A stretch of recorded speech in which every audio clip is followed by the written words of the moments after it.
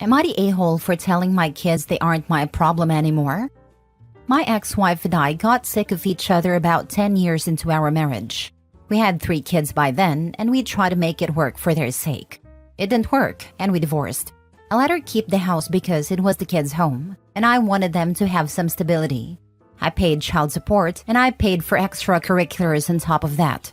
I had to work a lot of hours to afford everything I was paying for, but I thought it was worth it. My mental health improved being away from my ex, and the kids were taken care of. I tried to stay involved in their lives, but I couldn't support them financially, as well as being there for every event. I made an effort to be there for all the important things: birthdays, Christmas, holidays. I also made sure that my custody time was sacrosanct. I would turn off my work phone and be present when we were together. But no matter how I tried, they got resentful that I wasn't always there. It didn't matter to them that they only got to participate in these activities was because I was sacrificing for them. They wanted me to pay for the extras, but somehow not work to pay for the extras. When they got to be older teens, I tried reasoning with them, but their argument was that their mom worked and still managed to attend. We grew apart and they cut me out of their lives. I hated it. I still made sure they all graduated from college without debt. One of them got a scholarship, so I actually had a little extra money to give them. I rarely saw them after they left high school. I have not seen them in years now. My ex passed away and I sold house. It was mine as per our agreement. She could live there for free until she got remarried. She never did. The kids were expecting to get money from her estate, and they did. After everything was said and done, they each got about $31,000. What they didn't get was a share of the profit from the house. That will fund my retirement. I disliked my ex, but she was a good mom. I never wanted to get this money this way. I would have been fine letting her live there another 30 years. The kids came to my house to talk to me. They said that they were all counting on that money. I asked why. What made them think their mom was going to die on vacation at 53? They said that it wasn't fair that I got the house. I said I owned the house and that their mom didn't leave it to me. As part of our divorce, I owned the house and even paid the taxes and for maintenance. They said that they could really use some help. I said that none of them were really my problem anymore. I hadn't been invited to their homes, and that I hadn't been asked to participate in their weddings. I attended as a guest. They all think I'm being an a-hole and stingy. I think they would not have bothered talking to me except for the money. Now for the top comments. They said that they were all counting on that money. I asked why. What made them think their mom was going to die on vacation at 53? Thanks for the chuckle. Sorry your kids suck. Yeah, I'm glad you called them out on that. Despite being divorced from their mother, while they supposedly had a close relationship with her, he is the one saying he didn't want the money this way and wishes she was still here, while they say they were counting on it. Which is such a weird response to someone's premature death. Even if they expected to inherit, it shouldn't have been for potentially decades yet. I can't imagine that being my priority after losing a parent. They said that it wasn't fair that I got the house. You didn't get the house. You had been having the house the entire time. Not the a-hole. Definitely not the a-hole over the house. You were not only having the house, you were maintaining the house and keeping it at a loss. So they didn't have to move and they had a more comfortable life. You paid for their college education, which isn't a small feat in itself. While you weren't there, you made it possible for their mom to be there for them. They have the right to feel estranged from you, but they have no cause to be angry at you over the house. I expect a lot of that is misplaced rage at losing their mom so early. And it's easier to blame someone you don't know well, but has expectations that weren't fulfilled. I wonder if ex-wife was truly ever honest about how their lifestyle was funded. It's very easy to afford and attend events when your biggest expense and worry is covered, and the luxury of having money for college is as well. What light did you paint OP in? Doesn't change that OP's kids are entitled a-holes. I doubt it. If the kids didn't realize the home belonged to and was funded by dad, and mom had very little estate, I doubt the kids were truly aware of what the situation is. They still suck though. Next story. Am I the a-hole for completely cutting off both parents for treating my pregnant wife badly? Hello everyone, I'm 32 male and my wife is 33 female. She is currently 4 months pregnant with our first child. So for the past 8 years or so, I've slowly distanced myself as much as possible. My mom is weirdly obsessed with hating my wife, like she wishes she was married to me or something. My dad is just the type of guy to take my mom's side on everything, whether she's right or not. He's also just straight up an a-hole. The type of guy that yells at retail workers for things that isn't their fault, lol. Anyways, because of that mix, they have hated my wife since we met at 24 and 25. Pretty much as soon as we met, I started to distance myself and my girl because I didn't like the way they treated her, but now I have to cut off all contact completely. About a month ago, we announced our baby and my parents have been incredibly pushy about a lot.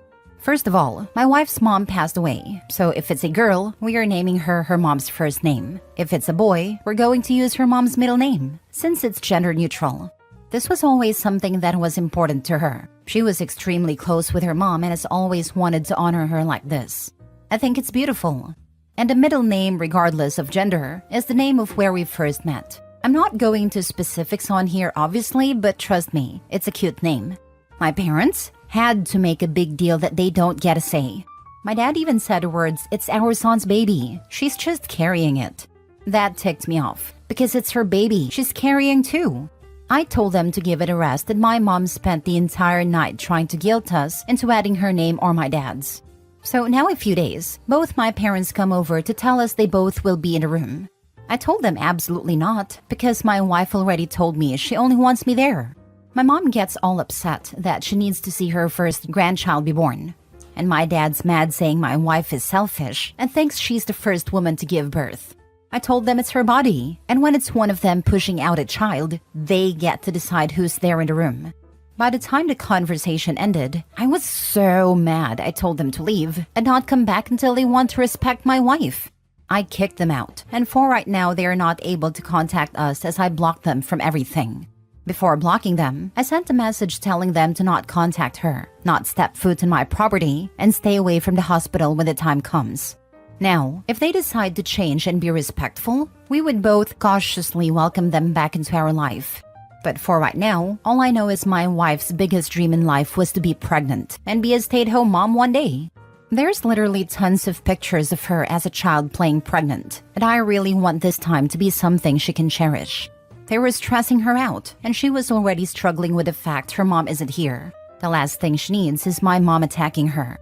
We're also planning the gender reveal for 7 months. My wife wanted a bigger bump in the videos/photos, so we're waiting, and I was scared they would ruin it for her, so this gave me a lot of relief there as well.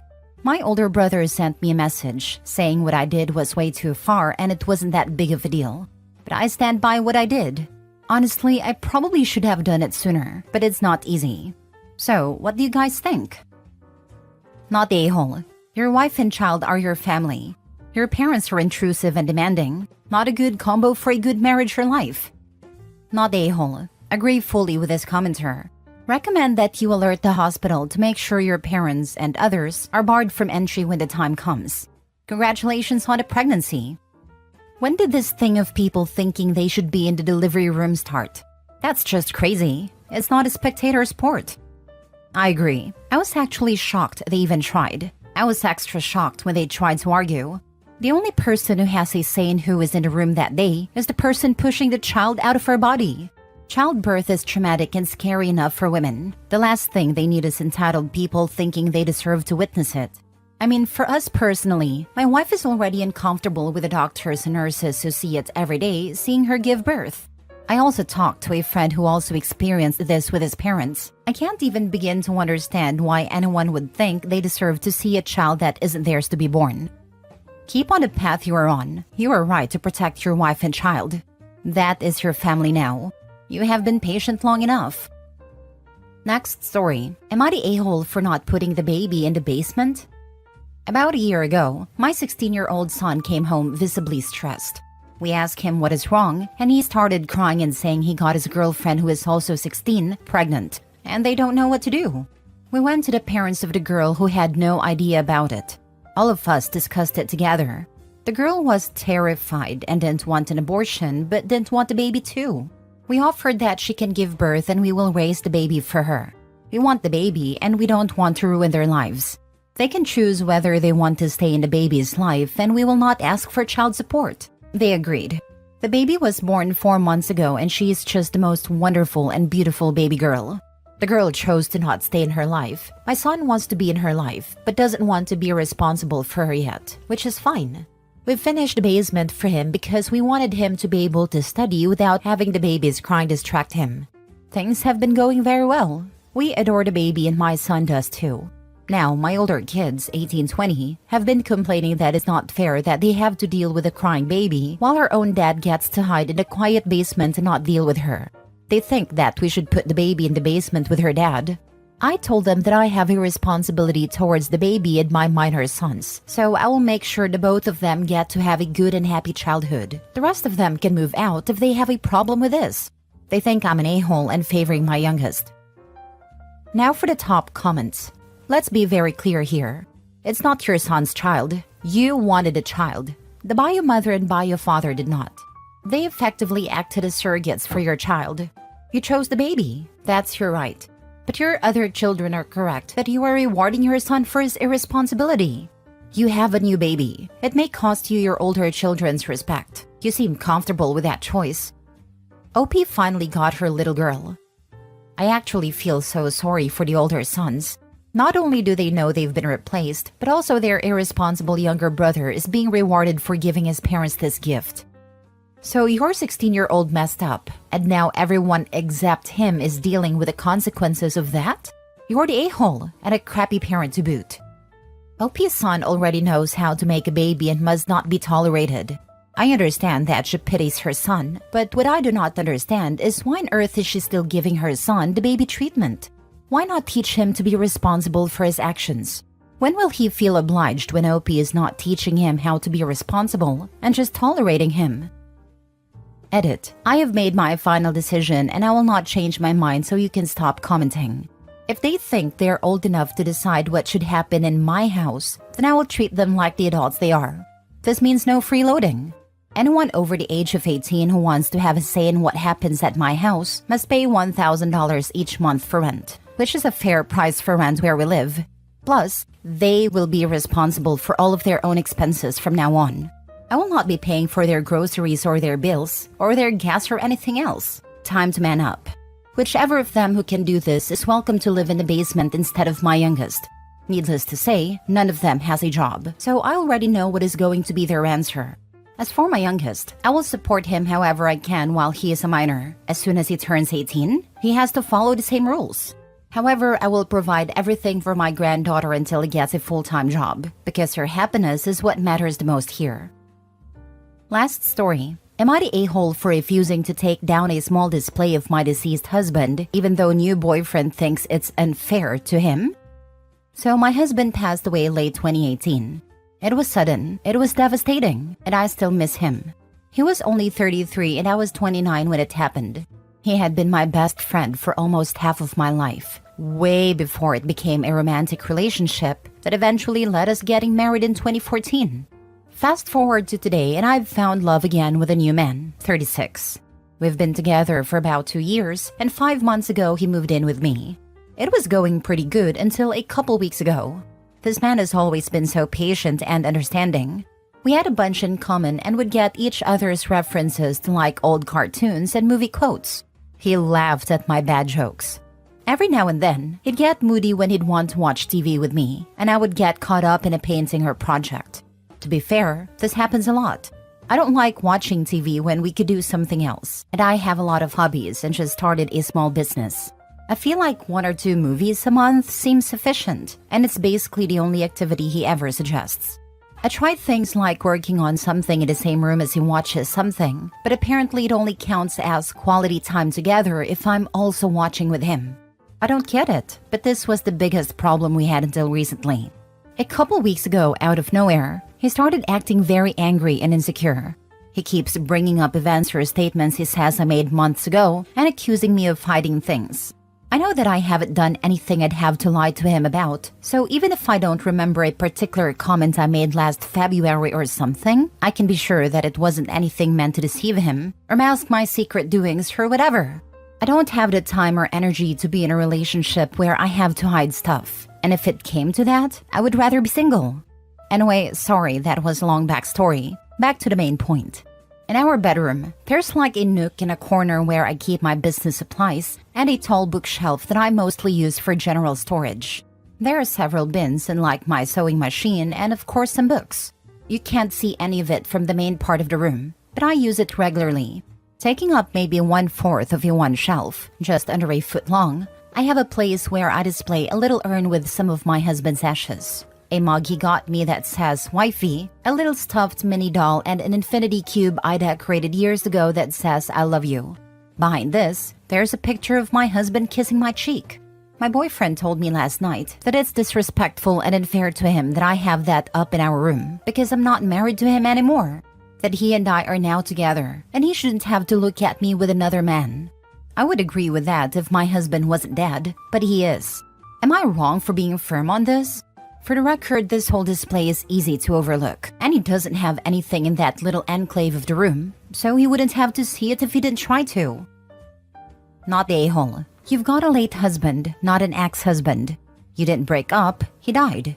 You're allowed to keep reminders of your late husband around. For as long as you want, or forever.